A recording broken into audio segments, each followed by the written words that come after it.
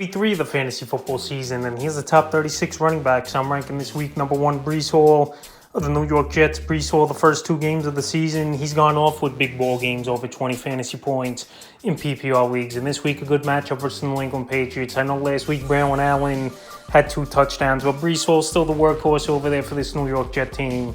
He's a good change of pace back. He's Brandon Allen. And Hall, he was drafted as the number 2 running back in fantasy league. So this week, Thursday Night Football, I think he rolls with a nice ball game. Number 2, Bijan Robinson of the Atlanta Falcons. Bijan Robinson, a nice ball game he had at the Philadelphia Eagles. And this week, it's going to be a tough matchup, no doubt about it, versus the Kansas City Chiefs. But Bijan, one of the best receiving backs out of the backfield. In between the tackles, a physical running back. And this Chief team, I think he could give them some fits in this one, because we know Kirk Cousins could stretch the field as well, where they can't just be committed to the run. So Bijan, after coming off of 2 nice games to start the season, even in a tough matchup, I have him as a top option. Number 3, Alvin Kamara of the New Orleans Saints. Alvin Kamara, he's turned back the clock a few seasons, and he's going off so far in the early going. 4 touchdowns last week versus the Dallas Cowboys. This week, a good matchup versus Philadelphia, where they just got gashed on the ground by Bijan Robinson. And I think Alvin Kamara once again goes out there and has a great game. And now, as well, we know he's one of the best receiving backs in fantasy football last season, and now this year picking it up, and especially in between the tackles, he's been better. Number 4, Saquon Barkley of the Philadelphia Eagles. So far, the first 2 games, he's put up good numbers, especially week 1 versus the Packers. 3 touchdowns for Saquon. Last week, obviously dropping that pass that would have put the game away or finding the end zone. But Saquon's a good running back, and you know he's going to have a chip on his shoulder after he thought he cost the Eagles the game last week. So this week, in a potential shootout at the New Orleans Saints, indoors on the fast track, I think Barkley has a good performance. Number 5, Devon Achane of the Miami Dolphins. Even if Raheem Mostert returns in this game, I don't think it matters. Achane so far looks like the workhorse for this Miami Dolphin team. Now, with 2 out of the lineup, they're going to find different ways to get Achane in space with Skylar Thompson at quarterback. And Achane can do it all, catch the football out of the backfield, carry a heavy workload like we saw last week. And even in a matchup at Seattle, which isn't great, like I said, they're going to force-feed Achane with Thompson at quarterback. Number 6, Jahmyr Gibbs of the Detroit Lions. Jahmyr Gibbs, so far, so good in the early going this season. We know he's one of the better receiving backs out of the backfield. Him and David Montgomery, the best 1-2 combo backfield, I believe, in all pro football. And this week in a potential shootout at Arizona, where they're not good against the run, I think once again Jahmyr Gibbs goes out there and puts in a big performance. Number 7, Jonathan Taylor of the Indianapolis Colts. Last week, over 100 yards for Taylor in a tough loss at the Green Bay Packers. And this week, a pretty middle-of-the-pack matchup with the Chicago Bears coming to town versus the Colts. So far, Taylor's looked healthy. First game, it wasn't great, but he still put up some points. And last week, like I said, only in 15 touches, he had over 100 yards in that game. So once again, this week, I think he rolls versus the Bears. Number 8, James Cook of the Buffalo Bills. James Cook coming off a monster performance last week, where I thought he was going to go for more.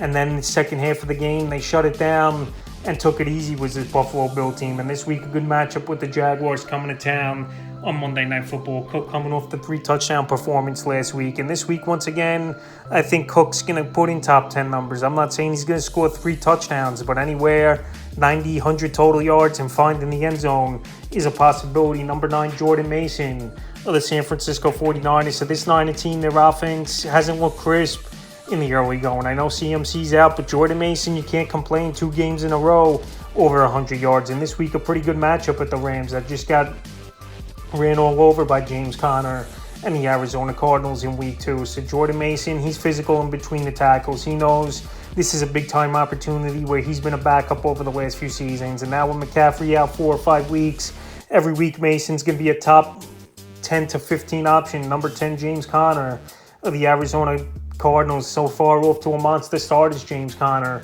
with 15 or more fantasy points in PPR leagues 2 weeks in a row. This week, a potential shootout with the Lions coming to town in Arizona. Conner could catch the football out of the backfield. In between the tackles, he's a physical running back. I know they got Trey Benson, drafted him, but he's not getting much work. More of a guy who's giving Conner a rest. And I think once again this week, James Conner has a good game. Number 11, Joe Mixon of the Houston Texans. So the thing with Mixon, we'll see if he plays in this ball game after tweaking the ankle, even though he did return in that Week 2 bowl game versus the Chicago Bears. And also, the reports have come out that it's a minor injury, but we'll see with the practice reports all week. But I'm penciling in Mixon to play. So this week in Minnesota, on the fast track indoor game, a potential shootout between these two teams. I think Joe Mixon every week is locked into a top 12, 15 option on this offense. And he still has a lot left in the tank, I believe. Number 12, Derrick Henry of the Baltimore Ravens. Derrick Henry, so far, it's been all right for him in the early going of the NFL season. A lot of people thought Henry was going to put up these huge numbers, and so far, in the early going, 26 points in PPR leagues is Derrick Henry, but he needs a big workload for him to have big fantasy days because you don't catch the football out of the backfield. Justice Hill is the third down and passing downs back, but this week in a great matchup with the Dallas Cowboys, where in week 1, Jerome Ford had a good fantasy day, and week 2, Alvin Kamara went off in that game with 3 touchdowns. I think Henry puts in a top 12 performance. 13, Kyren Williams of the Los Angeles Rams. Kyren Williams, pretty much the only healthy top player on this Rams offense besides Matthew Stafford, with Puka Nacua and Cooper Kupp out multiple weeks. So Kyren Williams came on the scene last season, had a big year, good receiver out of the backfield. In between the tackles, he could carry the workload, and Blake Corum hasn't been a running back that's working into Kyren's workload. So this week, even in a tough matchup versus the Niners on volume and what I think he's going to do in the passing game, I like Williams as a back-end RB1. 14, Josh Jacobs of the Green Bay Packers. Malik Willis, once again, most likely starting for this Green Bay Packer team. And it's going to be a heavy workload again for Josh Jacobs. After last week, we saw him go for 32 carries. So on volume and just working into a big role, Josh Jacobs, even in a tougher matchup at Tennessee, where their run defense has been solid so far in the first 2 games of the year. I like Jacobs again this week. 15, J.K. Dobbins of the Los Angeles Chargers. So J.K. Dobbins, he's been going up the ranking boards pretty quick in the first 2 weeks. 2 games in a row, over 130 yards rushing. But this week, a true test, one of the better run defenses in the league at the Pittsburgh Steelers. Steelers home opener. They're 2-0 on the season. But J.K. Dobbins, he don't need a lot of touches to have production. And that's what we saw from him in week 1 versus the Las Vegas Raiders, and we saw it in week 2 as well, where him and Gus Edwards is pretty much a 50-50 split. But in that week 2 game at Carolina, he busted off a 50-yard run. Number 16, Ramondre Stevenson of the New England Patriots. Stevenson so far off to a great start, and Antonio Gibson even ran well last week. So this week, a tougher matchup at the New York Jets, but Stevenson's getting a big workload. He could catch the football out of the backfield. And this Patriot team, they're built on running the football and playing good defense. And a division matchup where the Patriots, no matter what their roster's been over the last few seasons, they pretty much dominated the New York Jets. And I think Stevenson goes out there once again, has a good performance. 17, Travis Etienne of the Jacksonville Jaguars. Travis Etienne's been a solid running back the last 2 seasons now. Tank Bigsby, he got banged up in last week's game, even though it looks like he's going to play in this one. But Travis Etienne could do it all, catch the football out of the backfield. A 3-down back, breakaway speed in the open field. I know it's a tougher matchup with the Buffalo Bills on Monday Night Football, but we saw Devon Achane last week go off for 29 fantasy points in PPR leagues. I think Etienne will be fine and be a solid RB2 this week. Number 18, Tony Pollard of the Tennessee Titans. Tony Pollard's been climbing up the ranks as well the last few weeks, where a lot of people, including myself, thought it would be a 50-50 split with him and Tajay Spears. But Spears has been a non-factor, and Pollard's looked way better so far this year than he did last season. It's pretty much like he was doing 2 years ago, having big ball games. And this week in a matchup versus Green Bay, where Tennessee, they don't want to throw the football 35-40 times, I think Pollard works his way into a nice role once again. 19, David Montgomery of the Detroit Lions. David Montgomery, last week a big game. Week 1, a big game. And this week in a potential shootout at the Arizona Cardinals. Montgomery's going to get a solid workload. Him and Jahmyr Gibbs switch off drives. They get their own drives. And Montgomery, he's been a solid running back since he joined Detroit, and he fits the system like a glove. Number 20, Brian Robinson of the Washington Commanders. He's pretty much been the only bright spot in Jaden Daniels at times on this offense. Robinson last week going over 130 yards rushing versus the New York Giants. And week 1, he had a big ball game as well, is Brian Robinson. So this season, I liked him coming in as a running back in the 8th, 9th round. He was going in fantasy drafts. That could be a solid RB2 for fantasy owners, and that's exactly what he could do this week as well. I know it's a tougher matchup at the Bengals, but Brian Robinson could even catch the football out of the backfield decently as well. 21, Rachaad White of the Tampa Bay Bucks. Rachaad White, he's banged up a little bit with a groin injury, but it's something minor. So I believe White will play in this game, but I think Bucky Irvin, as the weeks go on, is going to work his way into a role. I think Irvin's a better running back in between the tackles. Yards per carry, White really hasn't been good, even going back to last season, but catching the football and making those timely plays is what White's been good at over the last season and change. And this week in the middle of the pack matchup versus the Broncos, he's still an RB2, 22 Zach Charbonnet of the Seattle Seahawks. I believe Kenneth Walker's not going to play. That oblique's a very tricky injury. And if you take contact once, he could be out multiple weeks more, is Walker. That's why I think Charbonnet, who's been a valuable backup since last season, steps right in once again. And in a decent matchup versus the Miami Dolphins, is a solid number 2 running back for fantasy owners. And we saw last week he found the end zone, 17 points in PPR leagues. And this week, once again, versus Miami, I think he has a decent game. 23, Jerome Ford of the Cleveland Browns. If I knew Ford would get an 80% of the touches in the backfield, he'd be higher on this list. What a great matchup versus the Giants. But Donta Foreman had 15 touches. Last week's ball game was Foreman. Jerome Ford, he took a backseat a little bit, even though he had a productive ball game. But Ford, I think, is the better running back overall. But in between the tackles and goal line, Foreman's most likely going to get, but I think Ford on the outside.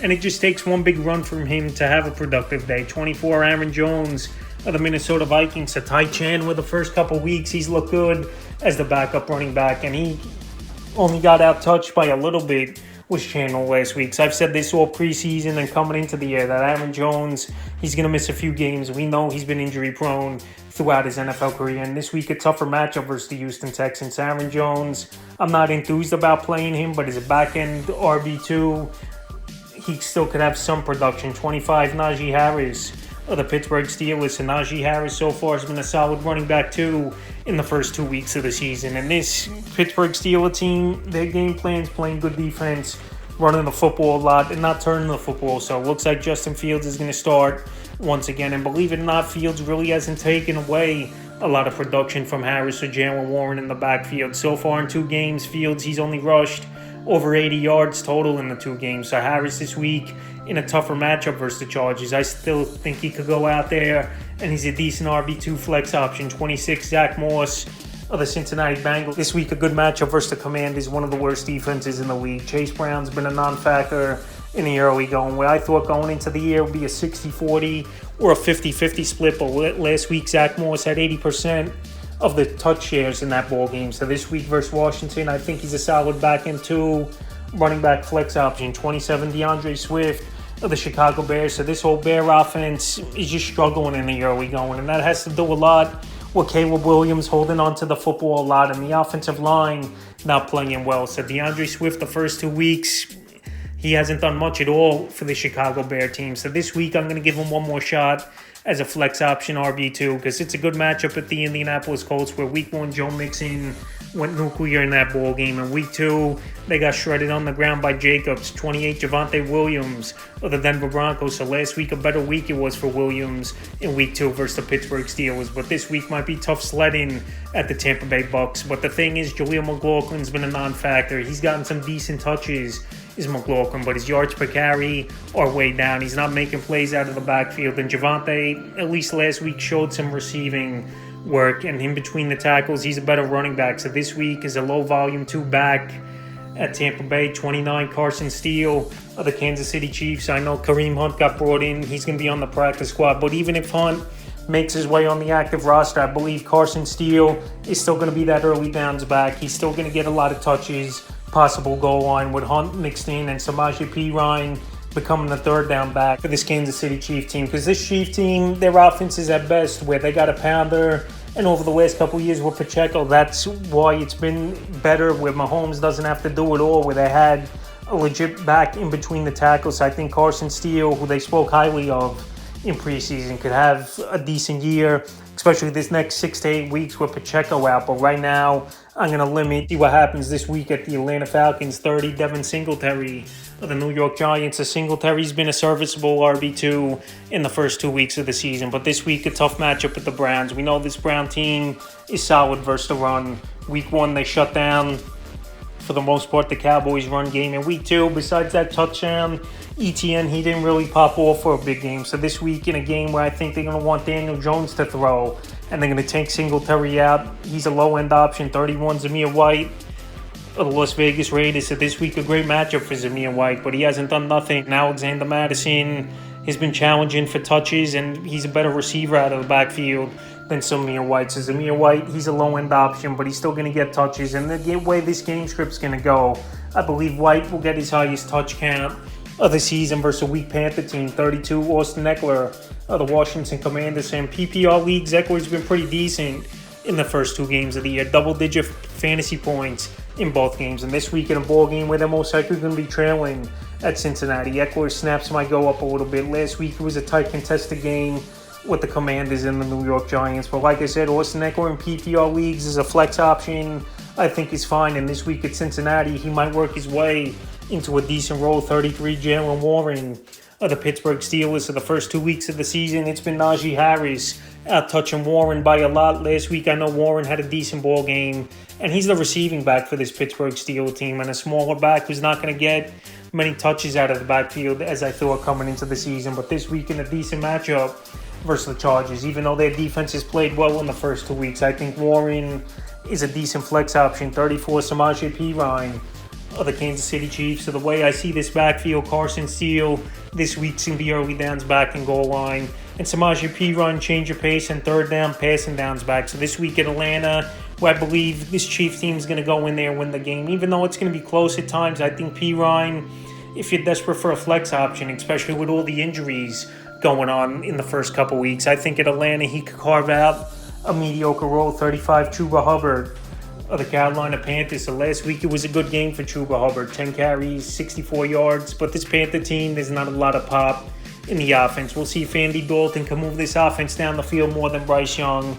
And Bryce Young, he's been definitely a bust so far early in his NFL career. So Andy Dalton at least could stretch the field a little bit and has the veteran presence. But Chuba Hubbard has a low ceiling, even in a decent matchup at the Vegas Raiders. And the 36th and final back on rankings, D'Onta Foreman of the Cleveland Browns. It seems like every season D'Onta Foreman finds a way to get into a rotation. We saw it a couple of years ago. McCaffrey went down. He played well as the backup for the Carolina Panthers. And last season with the Bears, Khalil Herbert and Roscoe Johnson missed games. Foreman had a couple big ball games. And last week, 15 touches. So him and Ford looks like it's a timeshare in the backfield. And this week, it's a good matchup versus the New York Giants. If Foreman went out there and had a pretty good performance, it wouldn't surprise me what we've seen from him the last few seasons. So that's the top 36 backs I'm ranking for week 3 of the fantasy football season.